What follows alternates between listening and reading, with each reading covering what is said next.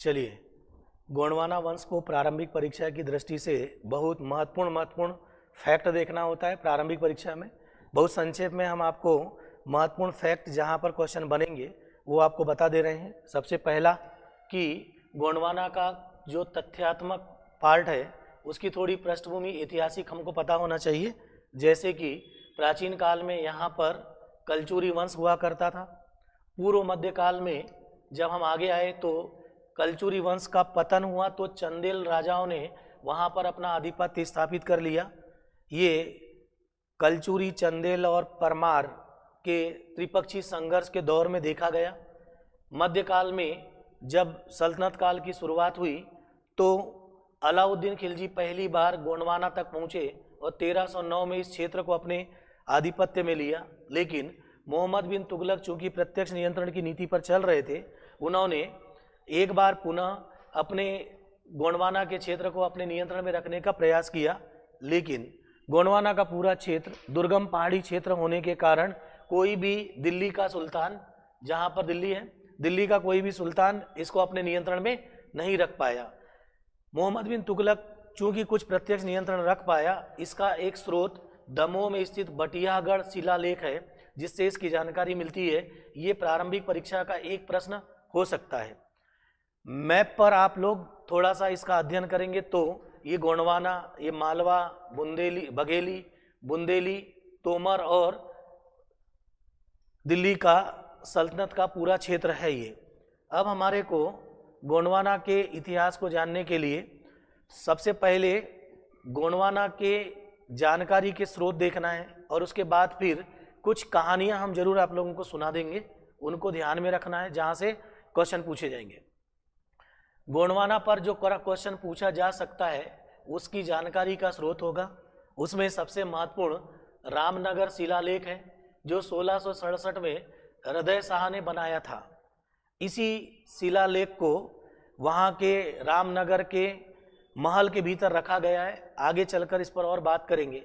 दूसरा, गोंडवाना का इतिहास रूपनाथ के गणेश नृप वर्णनम नामक ग्रंथ से मिलता है। और तीसरा, मुगल काल में अबुल फजल ने आईने ये अकबरी या अकबरनामा जो लिखा था, इन 3 प्रामाणिक स्रोतों से गोंडवाना की जानकारी मिलती है।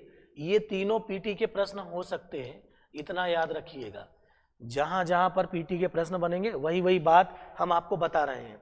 अब आती है बात कि गोंडवाना के संस्थापक किसको जानते हैं।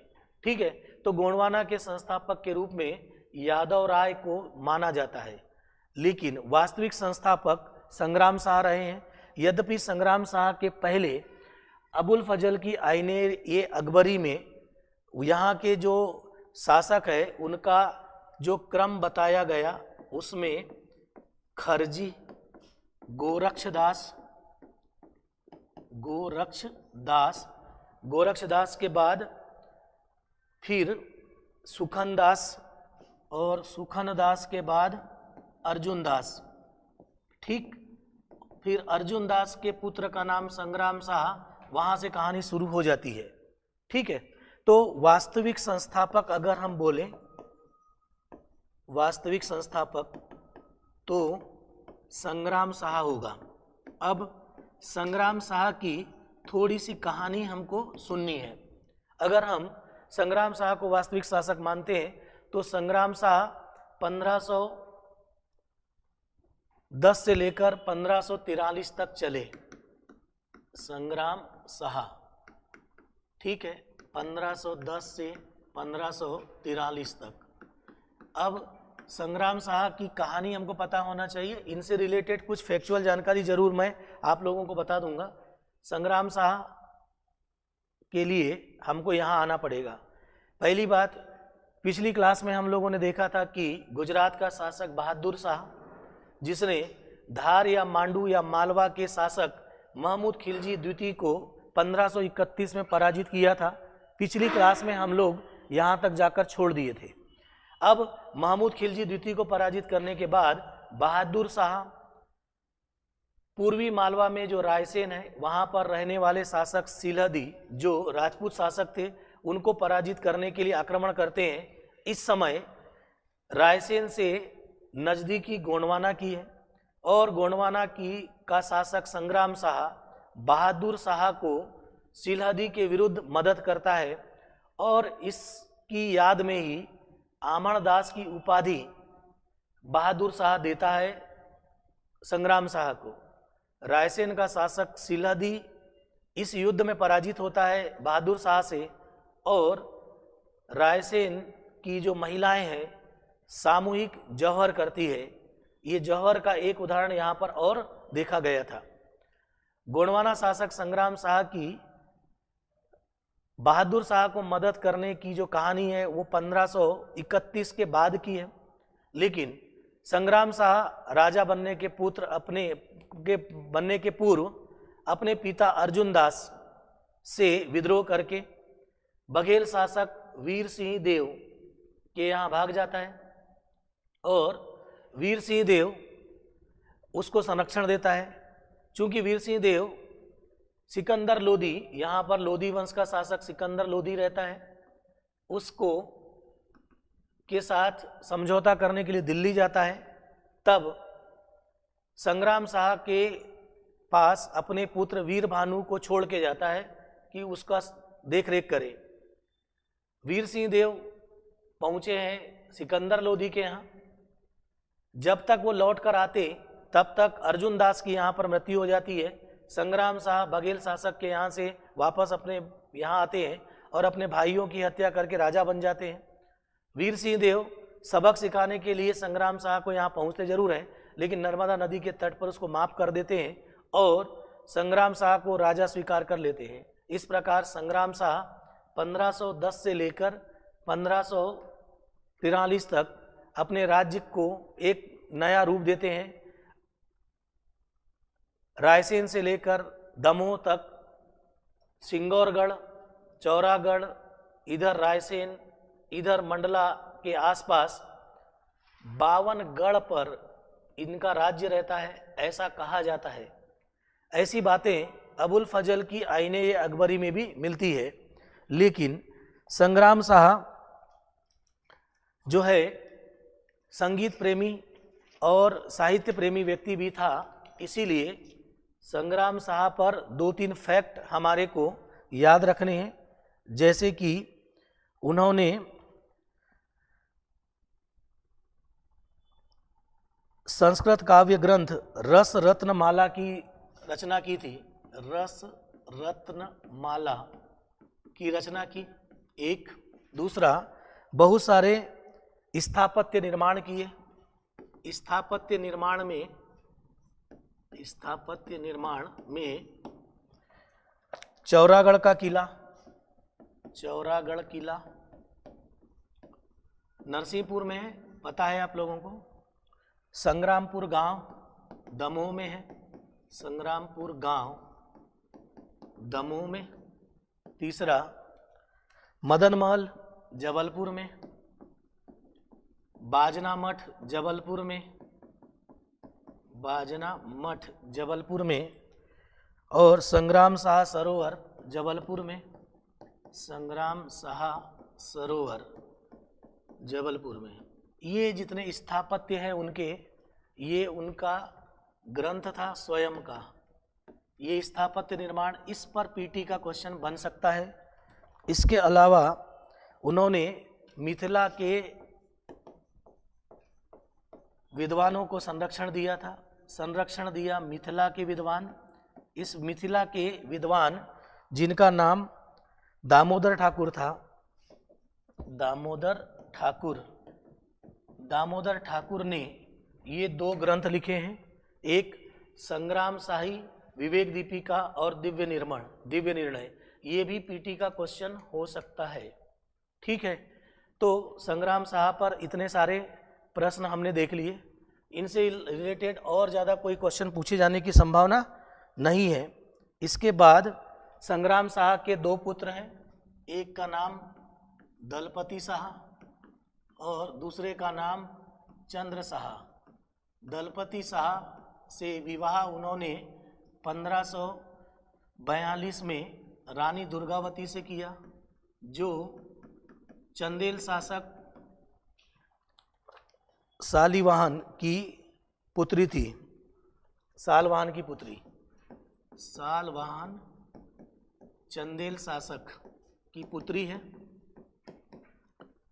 ठीक है, ऐसा अबुल फजल ने अपनी आईने अकबरी में बोला। उनके एक पुत्र का नाम चंद्र शाह है, जो रानी दुर्गावती के पराजित होने के बाद मुगलों की अधीनता में राजा बनेगा और वहाँ से फिर धीरे धीरे अवसान शुरू हो जाएगा। अब संग्राम शाह के बाद जो दूसरा क्वेश्चन है वो दलपति शाह पर होगा।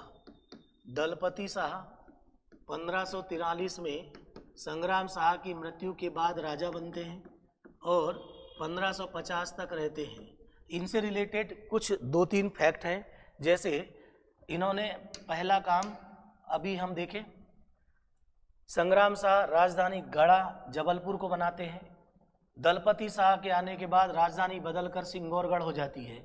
ये पहला क्वेश्चन हमारे को ध्यान रखना है। दलपति शाह के साथ राजधानी क्या बना दिया? सिंगौरगढ़। सिंगौरगढ़ को राजधानी बनाया। एक फैक्ट काम का है पीटी के लिए। दूसरा, इनके पीटी के फैक्ट में केशव गौलाक्षी नाम का विद्वान इनके इनके यहाँ रहता था, गौलाक्षी। और केशव गौलाक्षी ने 2 ग्रंथ लिखे हैं, उन ग्रंथों को जरूर देख लेते हैं।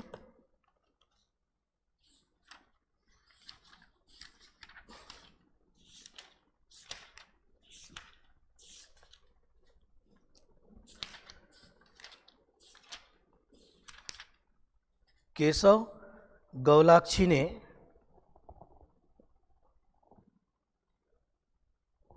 रामकृष्ण अवतार नष्टम, रामकृष्ण अवतार नष्टम एक ग्रंथ लिखा है। दूसरा ग्रंथ लिखा उन्होंने न्याय चंद्रिका, न्याय चंद्रिका। और तीसरा ग्रंथ लिखा अंत्येष्टि पद्धति, अंत्येष्टि पद्धति। ये केशव गौलाक्षी ने लिखा है। ये पीटी का क्वेश्चन हो सकता है, दलपति शाह के समय के हैं। इसके अलावा नरसिंह चंपू, नरसिंह चंपू ये भी लिखा है। और एक मीमांसार्थ प्रकाश, मीमांसार्थ प्रकाश, ये ग्रंथ भी इनके द्वारा लिखा गया है, केशव गौलाक्षी द्वारा। ये केशव गौलाक्षी बहुत महत्वपूर्ण है, इनको याद रखने जरूरी है।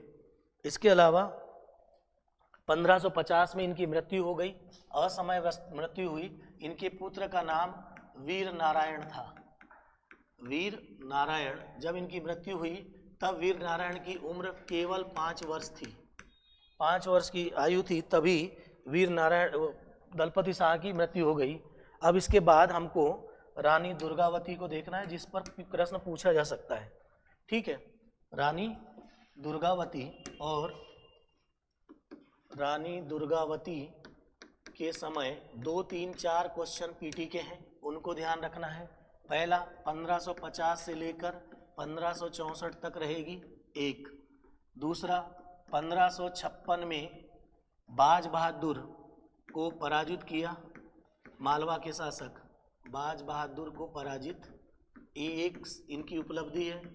दूसरा 1564 में आसफ खां से पराजित हो गई, आसफ खां से पराजित। तीसरा जो फैक्ट है काम के, उन्हीं को देखना है। तीसरा नंबर की राजधानी इन्होंने चौरागढ़ बनाया, चौरागढ़ को राजधानी बना दिया। एक पीटी का प्रश्न है, चौरागढ़ को राजधानी बनाया। ठीक है, चौरागढ़ को राजधानी बनाने के बाद इनके पास भी बहुत सारे इनके काल के विद्वान रहे हैं, जिस पर क्वेश्चन पूछा जाएगा, जिसमें पहला नंबर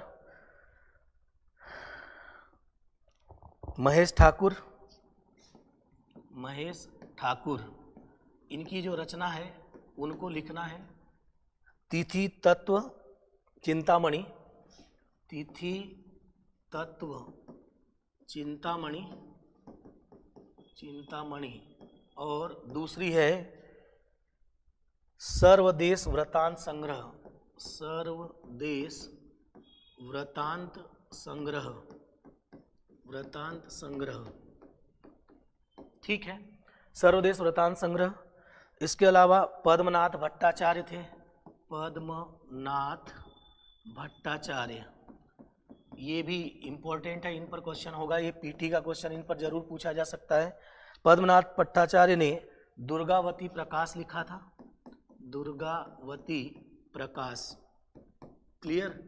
इसके बाद फिर वल्लभाचार्य के पुत्र विट्ठलनाथ भी इनके दरबार में आए थे, विट्ठलनाथ, विट्ठलनाथ दरबार में। पीटी का क्वेश्चन 2 है, ये दोनों आपको बता दिया गया विद्वानों पर। अब आती है बात कि इनके बाद चंद्र शाह, जो अभी हमने देखा था, इनकी थोड़ी कहानी देख लें वापिस। चंद्र शाह संग्राम शाह का दूसरा पुत्र है। जैसे ही रानी दुर्गावती पराजित होती है, चंद्र शाह को आसफ खां मुगलों के अधीन राजा बना देते हैं। चंद्र शाह के बाद फिर मधुकर शाह आते हैं, मधुकर शाह के बाद प्रेम शाह आएंगे, और प्रेम शाह के काल में एक बार फिर अपने को कहानी यहाँ वापस देखनी है। प्रेम शाह के काल में चौरागढ़ के किले पर यहाँ का बुंदेला शासक, वापस यहाँ देख लें जल्दी से, हाँ जी, प्रेम शाह के काल में चौरागढ़ किले पर बुंदेला शासक जुझार सिंह बुंदेला ने 1627 में आक्रमण किया। प्रेम शाह लंबे समय तक यद्यपि शासन करता रहा, लेकिन जुझार सिंह बुंदेला चौरागढ़ को जीत चुका था।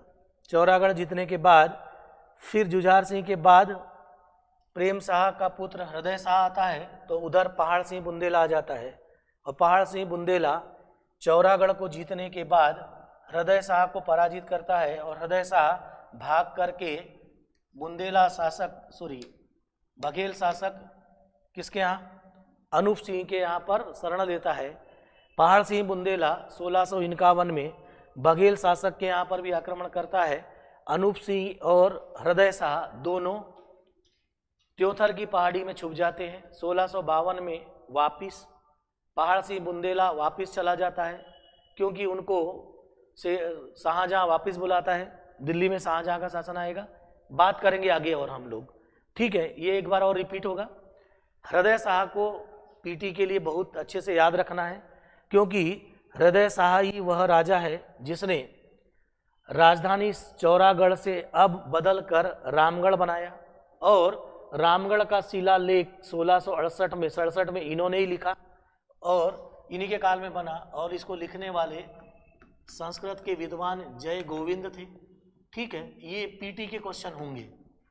तो अगला नंबर जो हमारा महत्वपूर्ण है, दलपति शाह के बाद रानी दुर्गावती के बाद, वो है हृदय शाह। यद्यपि हृदय शाह के पहले मैंने बोला प्रेम शाह, प्रेम शाह पर आक्रमण किसका हुआ था, जुझार सिंह बुंदेला का, जुझार सिंह बुंदेला का आक्रमण हुआ। जुझार सिंह बुंदेला ने आक्रमण किया 1627 में, ठीक इतना ही पीटी का क्वेश्चन है। प्रेम शाह के बाद मधुकर शाह, मधुकर शाह, मधुकर शाह के बाद आ जाएगा हृदय शाह। हृदय शाह के समय आक्रमण किसका हुआ था, पहाड़ सिंह बुंदेला का, और पहाड़ सिंह बुंदेला का आक्रमण हुआ 1651 में, 1651 में। हृदय शाह भाग कर गया रीवा नरेश अनूप सिंह के यहाँ। पहाड़ सिंह बुंदेला ने हृदय शाह और अनूप सिंह दोनों पर आक्रमण किया, और ये दोनों छुपे त्योथर की पहाड़ी में, त्योथर की पहाड़ी में छिप गए, रीवा में है, ठीक है। और पहाड़ सिंह बुंदेला फिर 1652 में वापस चले गए, तो फिर ये अपने अपने राज्य को स्थापित करने लगे। हृदय शाह ने देखा कि अब राजधानी सुरक्षित नहीं रही है, कौन सी, ये वाली, कौन सी राजधानी है, चौरागढ़ अब सुरक्षित राजधानी नहीं रही, जिसको रानी दुर्गावती ने बनाया था। तब ये पहुंच गए कहाँ पर, रामगढ़, और रामगढ़ को क्या बना दिया, राजधानी बनाया। तो सबसे ज़्यादा क्वेश्चन पूछा जाएगा किसके ऊपर, हृदय शाह पर, ठीक है। हृदय शाह ने रामगढ़ को राजधानी बनाया, रामगढ़ राजधानी, और यहाँ पर कई सारे महल बनाया, और यहाँ के जो स्थापत्य है उस पर सबसे ज़्यादा प्रश्न है। रामगढ़ राजधानी, इसी रामगढ़ राजधानी में रामगढ़ का या रामनगर का शिलालेख बोलते हैं, जो कब बना था? 1667 में। बनाने वाले संस्कृत के विद्वान जय गोविंद हैं, जय गोविंद।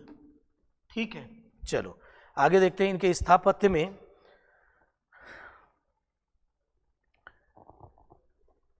हृदय शाह का स्थापत्य पहले देख लें। इन्होंने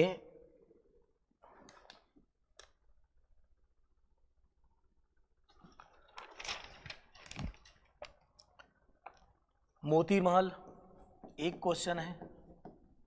दूसरा भगवत राय का महल, भगवत राय का महल, ये इम्पोर्टेंट है।